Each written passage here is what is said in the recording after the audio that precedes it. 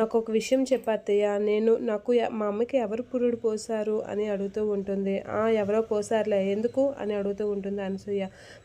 మా అమ్మ నన్ను ప్రసవించినప్పుడు నువ్వు అక్కడే ఉన్నావా అని దీప అడుగుతూ ఉంటుంది.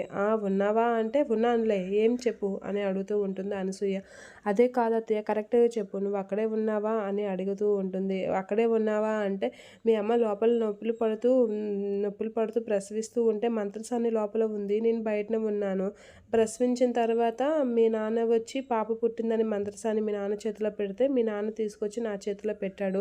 మా ఇంటి మహాలక్ష్మి పుట్టింది అని చెప్పేసి నా చేతిలో పెట్టాడు. ఎందుకే నీకు ఆ డౌటు అని చెప్పేసి అంటూ ఉంటాడు. నిజం చెప్పు అత్తయ్య అని చెప్పేసి అంటూ ఉంటుంది. నాకెందుకో నువ్వు చెప్పింది నిజం అనిపించడం లేదు అని దీప అనేసరికి ఏం మాట్లాడుతున్నావే అసలు ఎందుకలా అంటున్నావు? మీ నాన్న నిన్ను మహాలక్ష్మి పుట్టిందని నిన్ను గారాబంగా పెంచాడు, గారాబంగా చూసుకున్నాడు. ఇంకేంటే నీకు కావాలి అని చెప్పేసి అంటూ ఉంటాడు. అయినా నీకు ఈ విషయం నీకు తెలుసు కదా ఇంకా నన్నెందుకు అడుగుతున్నావు అని చెప్పేసి అడుగుతూ ఉంటుంది. కాదత్తయ్య నువ్వు నాకు ఇంకేదో విషయం చెప్పాలి, నువ్వు చెప్పడం లేదు అని చెప్పేసి అంటూ ఉంటుంది. ఏం మాట్లాడుతున్నావే నువ్వు నీకు ఇంకే విషయం చెప్పాలి? మీ నాన్న గురించి నీకు మొత్తం తెలుసు కదా అని అంటూ ఉంటుంది.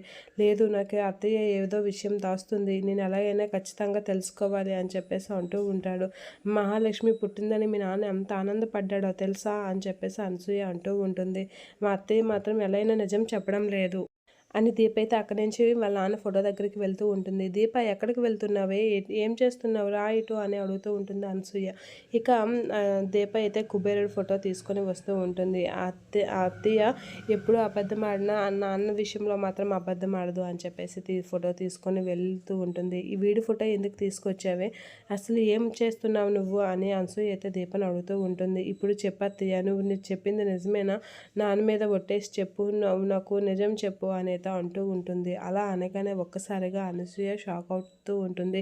ఏంటి ఎలా అడుగుతుంది అంటే దీనికి ఏదైనా విషయం తెలిసిందా అని అయితే షాక్ అయ్యి అలా చూస్తూ ఉండిపోతుంది దీప వైపు అనసూయ. ఇక దీప అయితే నిజం చెప్పమని అయితే అడుగుతూ ఉంటుంది. ఇక ఏం చేయాలో తెలియక అనసూయ అయితే షాక్ అవుతూ ఉంటుంది.